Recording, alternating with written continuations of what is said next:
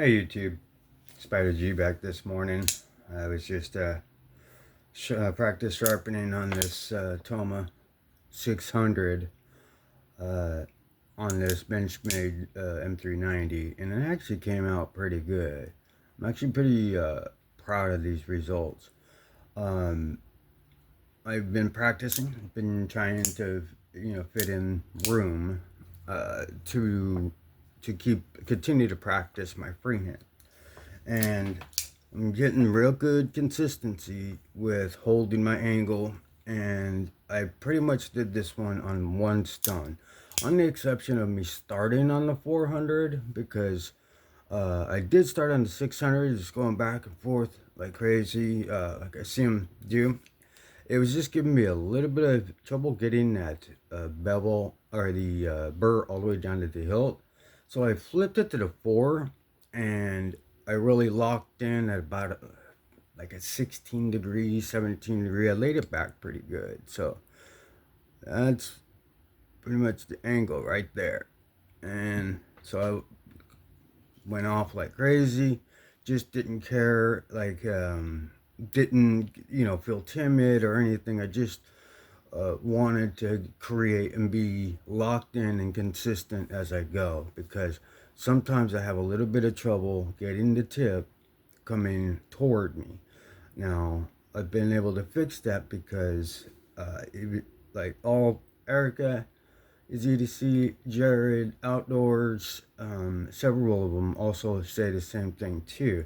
But I always hear Jared say, like, when you go up, like you're already, and Erica and Outdoors, you're always kind of lifting up as you're going down the stone, and that's exactly what I'm coming up with, and that's great. So when you get to a point where you're at this tip, and you're using the old rule of thumb or the finger trick, you could just kind of you're locked in your angle, and make sure you're locked in angle, and I'm able to kind of push down a little bit more force, and then get that edge, get that tip of that burr, or the tip of that bevel there, and be able to get it consistent. Now, when I was doing the other side, got a little crazy on one side, so it kind of convexed a little bit. I did lose the angle. I think it was this side, because I'm ambidextrous but right hand dominant. So when I was doing this, I started this way.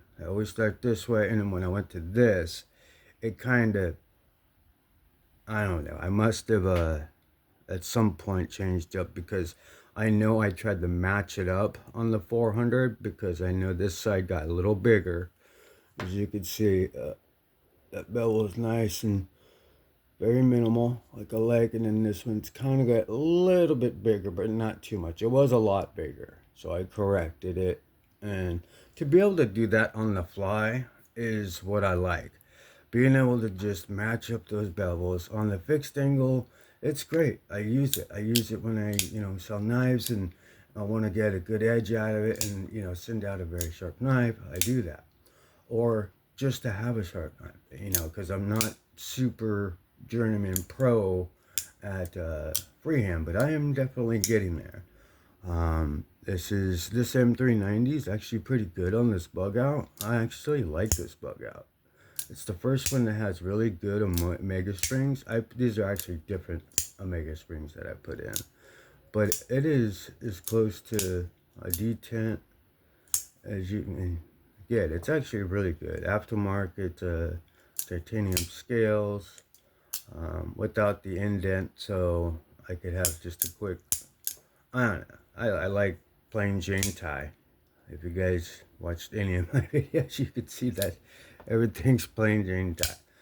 And some has a little bit of color. And then what I did was, from the 400, I switched over to the 600 and just went off like crazy. Locked my angle. Didn't get crazy with the hand, like locking that. It was just locking and then keeping my consistency, and I was able to do both. Go down and up and down, or take it off and put it back on, because it's the exact same. I'm doing a rule of thumb, and I'm going back and forth, right? So, and I'm using the same exact thing. I'm not moving my elbow or my wrist in any way, so I could feel the feedback just like zippering, but whoop, whoop, whoop, whoop. I mean, it was doing so well, and I'm pretty proud of it. And from that point, it has been. I was selling knives like crazy, so I was really busy trying to get everybody's knives out at the same time, or as that same day, so that way I could be a good seller out there on the blade bench. A couple did come back to me, so I had to resend it out real quick because the they gave me these priority boxes, and the label said ground, so some of them came, and it was just a nightmare for me. But I don't think the people noticed anything. I just put them in. I went to Staples, got regular boxes, and sent the returned boxes right inside. So if you see that, that's what that is. They didn't like they're so petty that I sharpied out the priority part, and they still wouldn't take it. That's just the thing about USPS. It's funny, but everything's out and about. But this thing has got pretty good edge here. Like if I run it down the blade, like I'm trying to show here, is that's the edge. That's a very good. But I want to run it. You could hear. Usually I would hear it loud or some hang-ups, but and I was really trying to get the tip of the blade really good. Get the bevel on the tip. I mean, I can get the tip easily going this way because you're constantly, when you're going like this, what I've noticed is when you're coming this way and you're going up, you're doing the rule of finger, and if you got your angle and you're already kind of going up, right? You're already bam, bam, bam, bam. So that's locked, but you can't really see what you're doing unless you're like up here. I don't have, this is why I'm selling knives, so that I can get a higher like bench table, some extra money for lighting, and just a place rather than this old desk that I have, a plastic storage thing with a bunch of pockets in it that I keep my stuff. My knife, a couple of my cool knives I keep up here, some tools over here.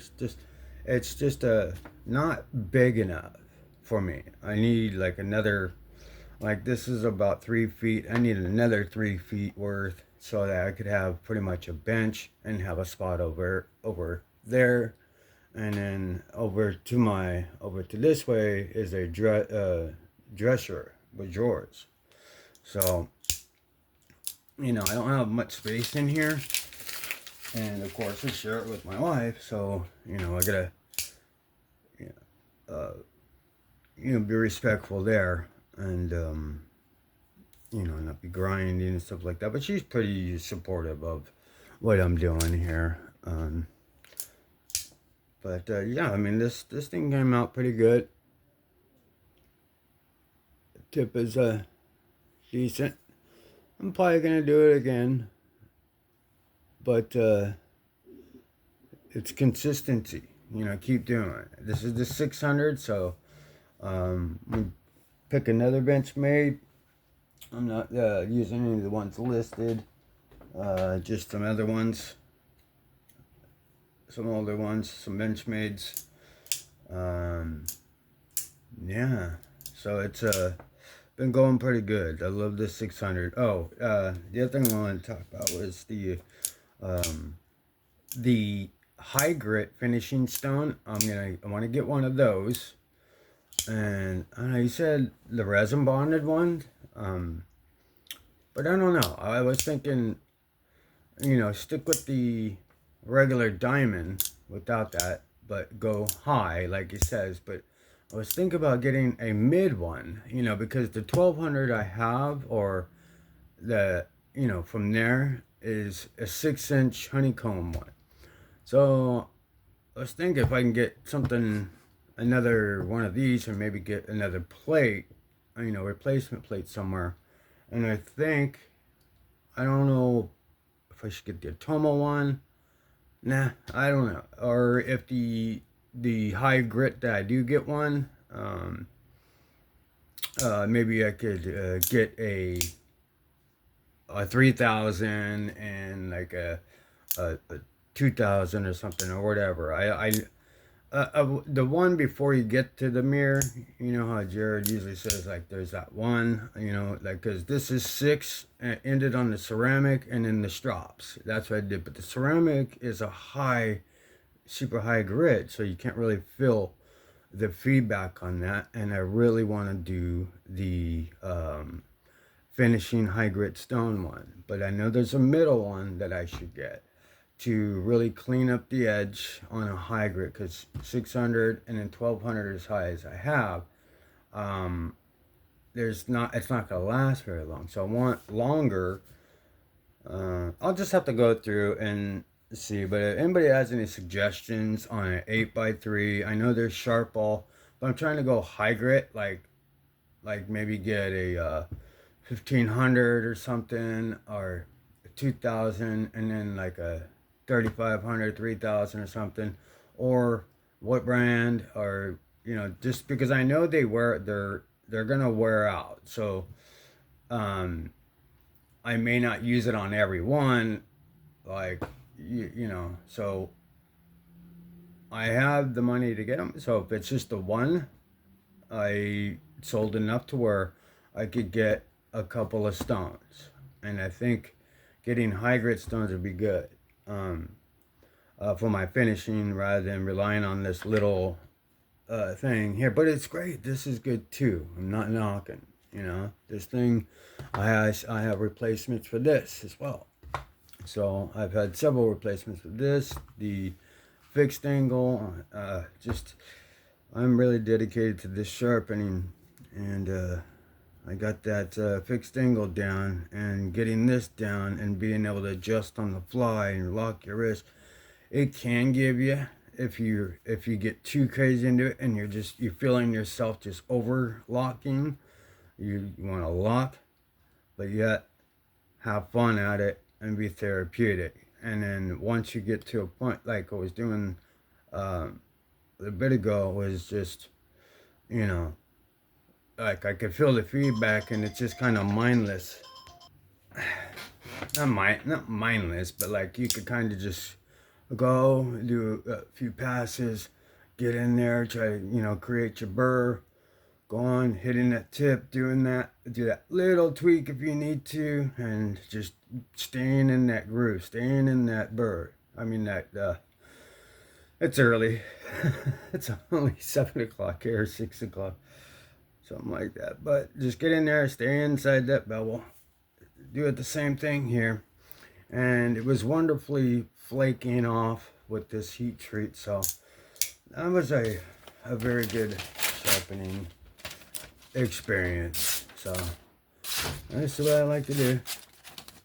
But yeah, this edge came out remarkable. I mean, as good, if not better, than some that I can get, depending on you know, like you spend time on the word sharp. But I've been getting some really good, if I just trust myself to lay it back. If I do the old, do this, and then half of that, that's, you know, gonna be your 20 something degree, and then you could lower it, which I did, which is about right there. We'll go to town, you know, bam, both sides. So started on the 4, finished on the 6. I know I didn't need to, but just to get that bevel going, I did use that. And then I had to again match up the bevels because one was bigger, and that happened right on the fly, and it was wonderful. No micro beveling or anything, just you could just feel it, just you could feel the teeth just cut right into it, and then just a real slicey, real quiet slicey. That's how you know it's very sharp. But that'll do it for me. That was Spider G on my freehand sharpening with this Bugout, Benchmade Bugout M390. Practicing on, getting better. If you enjoyed this, give me a like, sub, comment. That'd be great. And that'll do it for me. Have fun, be safe. I'll catch you on the next one. Peace.